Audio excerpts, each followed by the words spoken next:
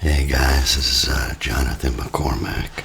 I'm an attachment specialist in New York. You can find me at attachmenthealinghelp.com. I wanted to give a meditation for avoidant people. My hair looks completely messed up. Good Lord. I'll have to fire my makeup people. The avoidant is in trouble. And if you're an anxious person, you kind of have to realize that. You're asking the avoidant person for intimacy. You're asking them to open up. You don't understand what you're asking them to open up. For an avoidant person, they were neglected. It could just be their parents worked a lot and weren't around. A 5-year-old doesn't understand that. A 5-year-old says, Mom's not around, Dad's not around. I guess I'm not that important. I guess I should try not to exist. And on the extreme in the avoidant, their whole life will be a struggling to exist, a right to exist. When you're asking an avoidant to open up, you're asking them to open up an entire world of shame. Shame is an almost intolerable feeling. Avoidants oftentimes seem unaware of their own feelings, and they just don't seem to see how this affects you, other people, even the way their strategies are affecting themselves. Oftentimes an avoidant, because they're so passive in childhood, they see no alternative to the possibility of change. And if they do get an insight, they dismiss it. Dismissive avoidant, you know. Oh, well, that's how it is. Well, that's how it happened. Oh, well, there's no metacognitions. Because if they dug a little deeper, they would find a well of depression and indeed sometimes despair. This is good because it protects them. It protects them from what? Trying to establish a relationship. It'll protect them from trying to reestablish that relationship with their original primary giver. They kept reaching out, nothing, reaching out. That is terrifying. So at a certain point, their defense mechanism came up and said, stop reaching out. Annihilation is down that road. You won't be able to push against anything. You won't be able to feel a response. And you won't be able to form a real self. That child will just have a constant sense of being rejected. The interesting thing is that it's different for an anxious person. An anxious person can construct a false self, a self that's very cloying, that's very submissive, that's very genial, nice, that will do what the other person wants. Do they want that? No. But after a couple years living like that, they don't even know what they want. They just want whatever that other person wants. They just want whatever will keep that person there. The avoidant doesn't even invent a false self, because even a false self would not get them what they needed, would not get them love, would not get them a connection. So this child is rejected both as an actual person and as a possible person. Not only they not human quite, humans are of course relational and are born and exist in relation. You saw that movie with Tom Cruise where he's on the island with Wilson. The guy's mind just breaks down.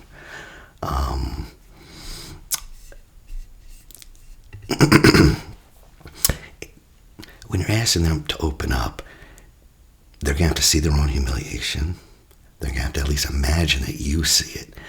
For a man especially, this is terrifying. It reminds me of in ancient Egypt, one version of the afterlife was that the afterlife was a mirror image of Egypt. And in the afterlife, there's a Nile, a spiritual Nile. And if you could pass the Nile, you got into the Western lands, the lands of the dead. You got to survive. But the spiritual Nile was filled with all the shame, sin, guilt, ugliness, filth of your whole life. And so the story goes that on the edge of the Nile, poised there for all of eternity, would be people frozen in fear, frozen to enter in that and take a look. And indeed, some of the Egyptian theologies even posit they have 7 souls. It's really not soul, long story, but almost like 7 parts. 2 of the parts, interestingly, one is your Ka, C-A. That's your double. That's kind of like our soul. And it will help you make it if you can get in touch with that true self, that true soul. But you also have a Ba, B-A. That's your heart. For the Egyptians, the heart was a sea of consciousness, and indeed, we know now the heart is its own brain. The worst thing that could happen to a man is that he be born with a perfidious Ba. In other words, a treacherous heart. A heart that was contradicting his soul, his Ka. And this is almost the exact existential plight of the avoidant. His soul wants to be independent by itself. His Ba, his heart, is craving attention. His Ba must be stabbed. If you talk to these people, it's almost like they're always fighting their own soul. There's this weird, destructive, indeed, anti-libidinal power in them. This death drive. When Freud talks about the death drive, I'm not some big specialist, but it seems there's some truth. There's something going on there. But it does remind me of almost this anti-life coldness to the avoidant, not because he isn't filled with that yearning, but because intimacy in life is tied so tightly to shame that to feel alive would be to feel inhuman, to feel ignored, to feel like you're not seen. And that can be very painful. So here's a meditation. The avoidant has a hard time bringing in his lover, his partner, into his heart. There's things you can do. An avoidant can meditate, or at least imagine what would happen if you broke up this person. Because oftentimes they seem a burden. They seem like they're trying to come in and take over and control you. But imagine what would it be like if they left you. I mean, really think about that, because that can get up some of the emotions. You can get in touch with it that way. Oftentimes, avoidant will break up with someone and not even experience it for like 9 more months. Boom, heartbreak hits them 9 months later. That's how frozen they are inside. Waking up is a bloody business. Being born is a bloody business. And the avoidant has not been born in love. There's a lot of mystical, spiritual writings on how love constitutes personhood as a child. And if you don't get that, it almost feels like you're a deformed person. These avoidants, what does it matter with me? I was with the perfect girl. And then I shut down. And the girl or guy, this person's perfect for me. And they just shut down. Why? It's so self-defeating. But that's why. So let's start with this meditation. This could be used by anxious people too, with their partner, both. And this is kind of a takeoff of Baum's book, Anxiously Attached, Judith Baum. So let's just take a moment. Let's begin by getting in the meditative posture and just start relaxing and just bringing your awareness into the body. Just bring your awareness into the body.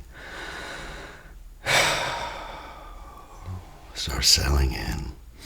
You can do this laying down or in a meditative posture with your back straight but loose.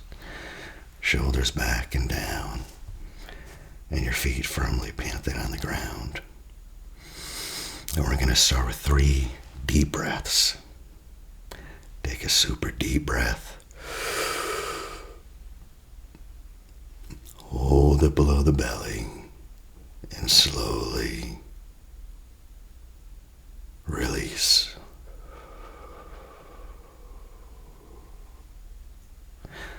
Good. Take another super deep breath. Hold it below the belly and slowly release.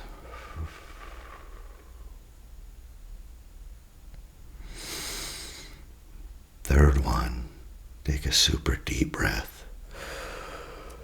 Hold it below the belly and slowly release. Great. And now we can do a quick body scan and just focus your awareness on your forehead. Most people don't notice their forehead, and you can just notice if there's tension there. Smooth it out. And bring your awareness down around your eyes. All the muscles around the eyes sometimes carry tension, and you can just soften the muscles around your eyes. Soften the cheeks, moving down into the jaw, unlocking the jaw, softening the jaw. A wave of warm, loving awareness, moving down your throat, moving in to your shoulders, warmth rolling down your arms, all the way to the end to your fingertips. A wave of rolling, warm awareness moving down your body, down your torso, getting into all those tension spots in your chest, moving down into your belly. Loosen the belly, loosen the hips. A wave of warmth rolling down your legs, noticing any tension spots, moving all the way down to your feet, firmly planted on the ground like roots of a tree. Good. Good. And now, focusing on your breath, feeling your breath move through your body. And when you feel your body relax and settle, begin to guide your breath into your heart space, focusing your awareness on your heart, the area right there, feeling a fullness in your heart intelligence. And this awareness has all the information about yourself, your state. And as you focus on your heart, bring up something you're grateful for. Something that might make you smile. It could be the last time you saw a dog. It could be a comedy. It could be the last time you were in nature and some beautiful scene filled your heart with peace and excitement. Perhaps it's a person. Perhaps it's just this overwhelming sense of calmness. Bring up that scene. A scene that could be your actual beating heart. And give thanks for this as you breathe it into your heart center. Breathing into your heart center. Really feeling the energy of gratitude. Feeling that energy of gratitude gathering in your heart area. Perhaps that energy even has a color. And you can imagine breathing in that bright color, that energy, moving down your throat into your chest, gathering in your heart spot, glowing, vibrating, grateful and warm. This feeling of gratitude, just let it fill you. You're grateful at least for that thing. Yeah. you focus on this gratitude, the more familiar it becomes. And the more you appreciate it. And what you appreciate expands. And you may feel this emotion of gratitude in your heart expanding.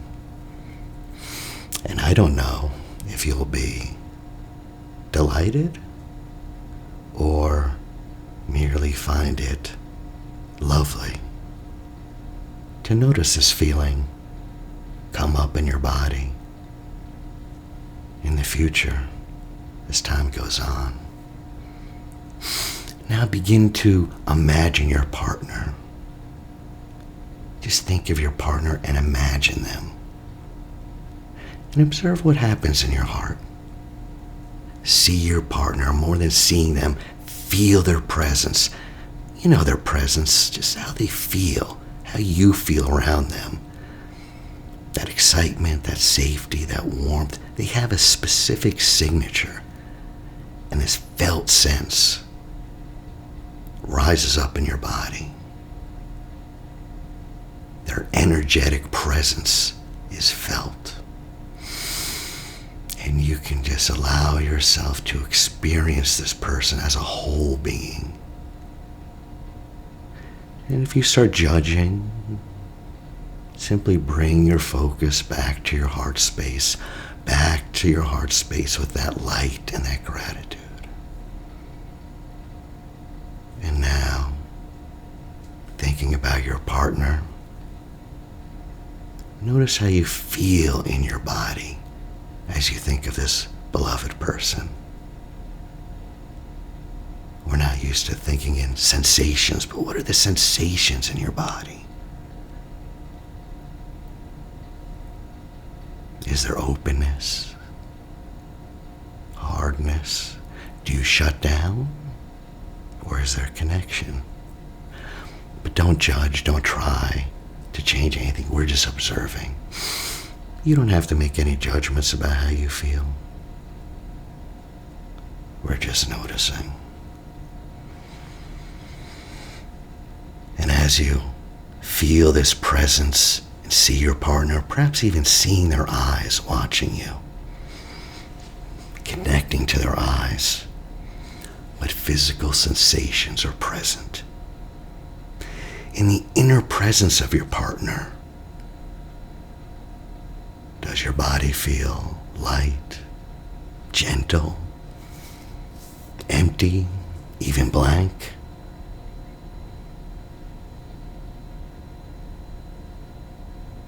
Take a moment, feeling the presence of your partner, and start scanning your body from top to bottom, bottom to top. Just be patient and wait for a sensation or a message or a memory or an image. As you imagine your partner.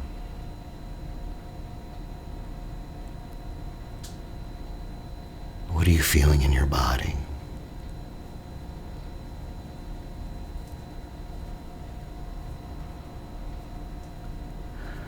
What physical sensations? There might be a tingling, a warmth, a coldness, even pain. And you notice these sensations. Notice them right now and name them. And notice where in your body you feel these sensations.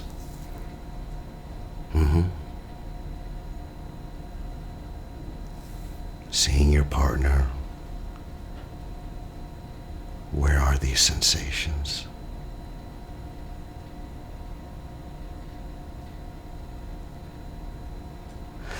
And now from these sensations, what emotions are present? Emotions arising from these bodily sensations. It could be love, anger, resentment, kindness, fear. A combination of different emotions. What's rising up? Take a moment and notice the emotions.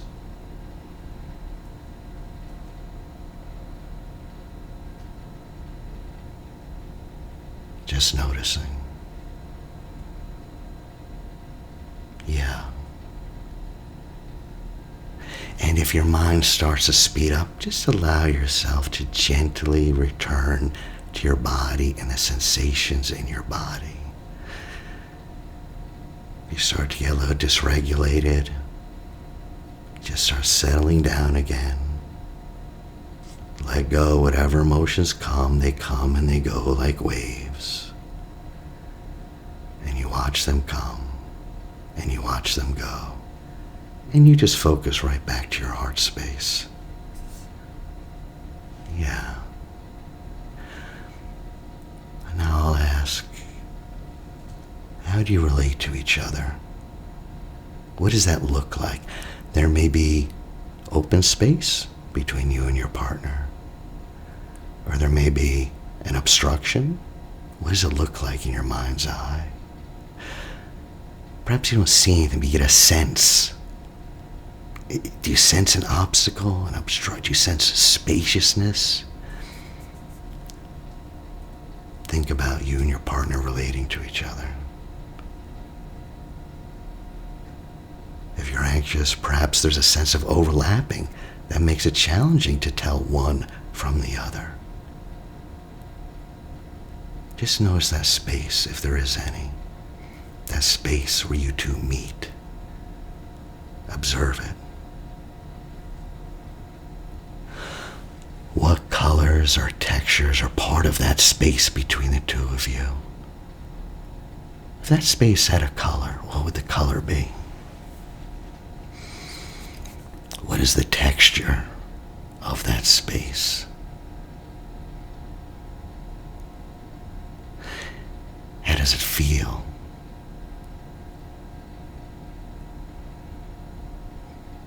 And as you observe it, aspects of this space may change, or it may not. You just let it unfold as it unfolds. Noticing sensations in your body.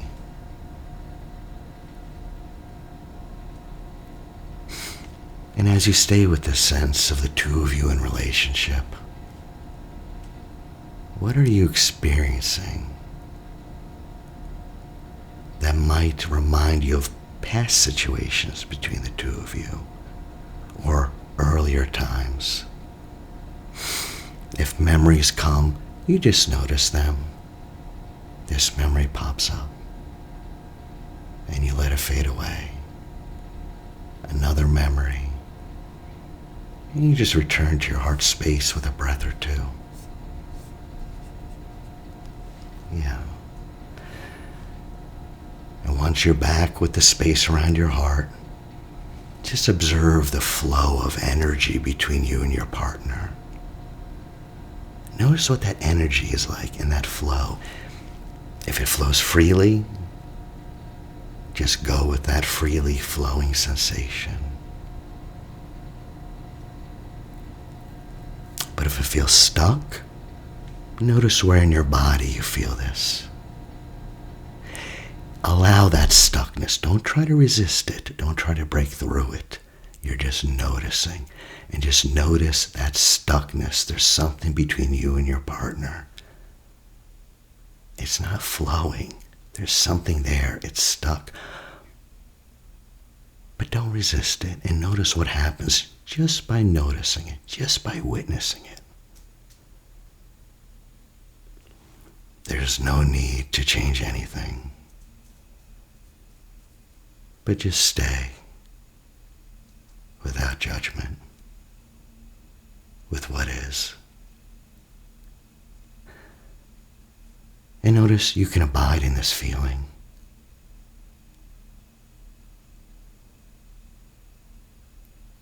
You can just stay here in equanimity because these are just emotions. These are just feelings. Yeah. And if at any point you feel yourself being pulled out of the experience, perhaps wondering what your partner may be doing, just simply return to your heart space again. A couple of gentle breaths.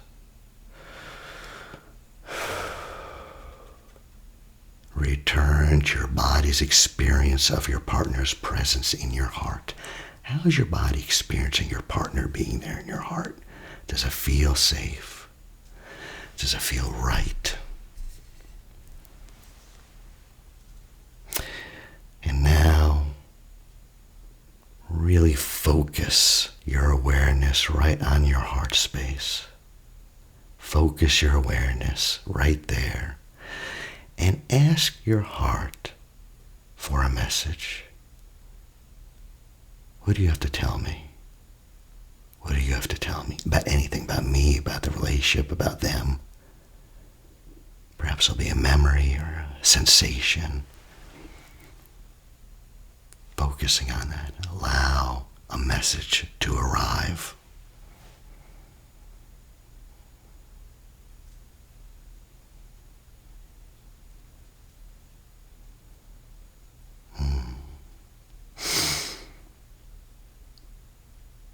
And now try this.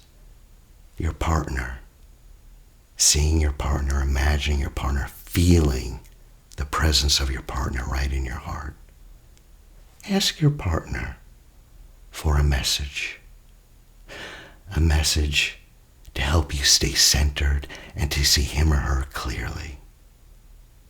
Say, I would like to see you clearly. How can you help me? Do you have a message for me? You may or may not get a clear response, but just the offering of the question can be enough. Just ask, do you have a message for me to help me see you clearly? What do you imagine your partner saying?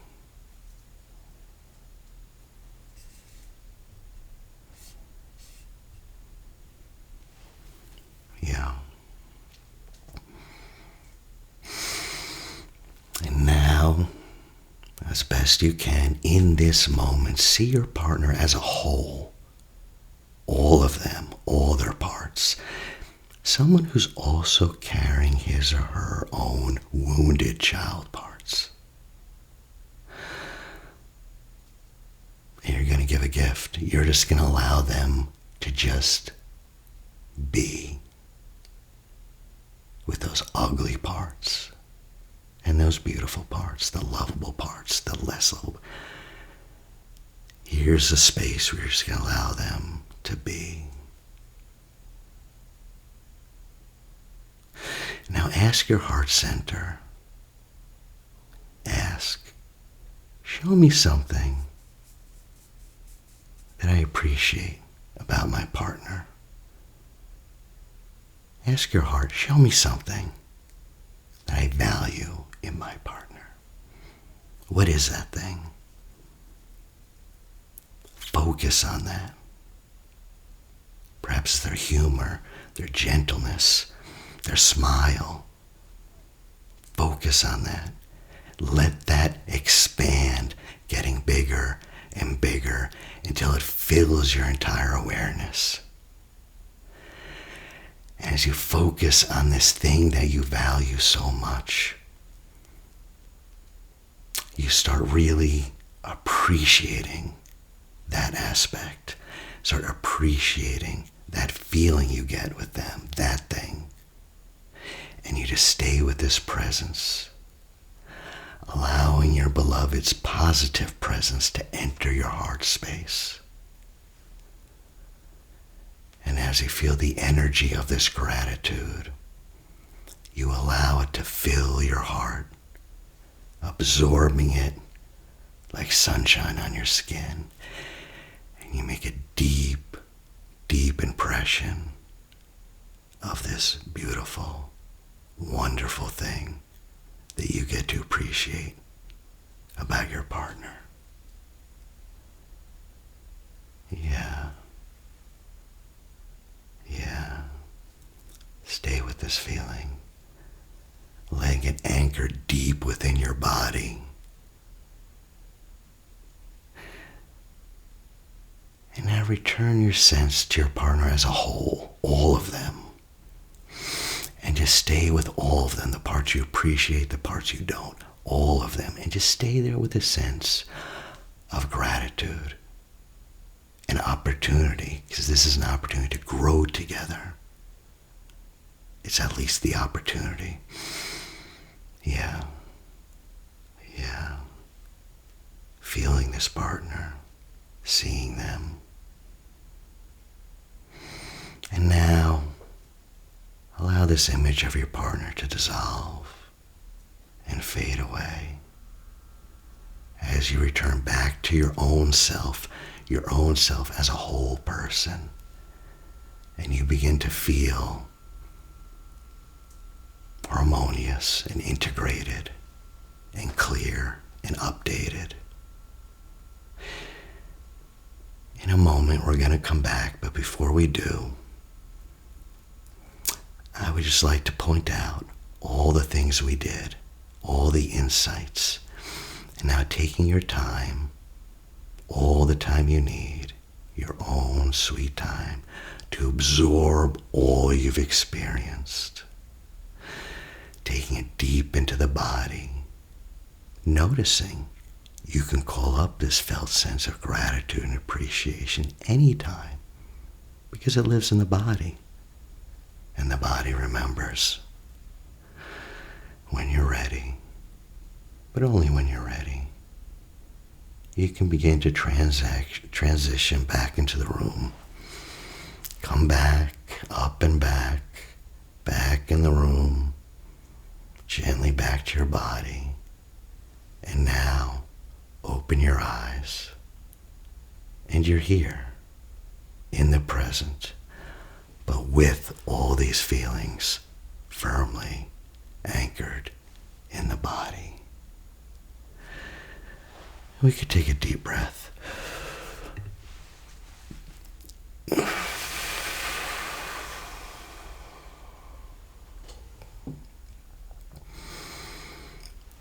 And notice how you're feeling right now.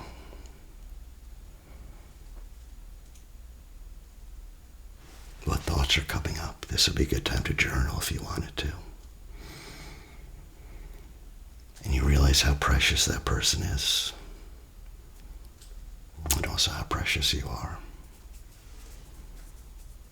And you can take this sense with you now and remember it and bring it up. The body will remember. Take this into your relationships. I appreciate you guys listening to me. And if there's anything else you want to know or any suggestions, just let me know. Thanks. Jonathan McCormack.